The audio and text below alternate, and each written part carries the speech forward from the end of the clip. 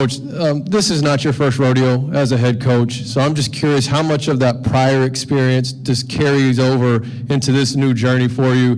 What's changed? What's stayed the same since your last stint as a head coach at the Division I level? Well, I think one, just my background, played for a phenomenal high school coach, passed away Coach Tom Brown at Maiden High School. Had a great high school experience, had some great college coaches, working for Randy Walker and Bob Stoops, and now after the Indiana experience, Urban Meyer, Ryan Day. So you take a little bit of those guys, and so I probably I'm a little different from just seeing some things that Coach Day or Coach Meyer's done, or a different way of formatting a practice or a staff scenario or putting it together that maybe, okay, that's neat. I never looked at it that way. And I'm not trying to do everything that happens there doesn't work at our place because, again, resources or et cetera.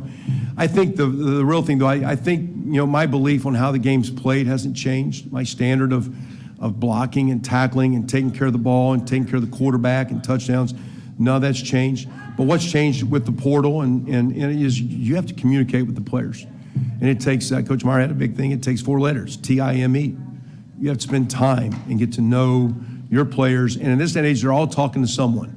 So you better make sure those parents are on the same page. Like, listen, he's struggling. If we have a kid struggling going to class, we call the parents, make sure the parents know.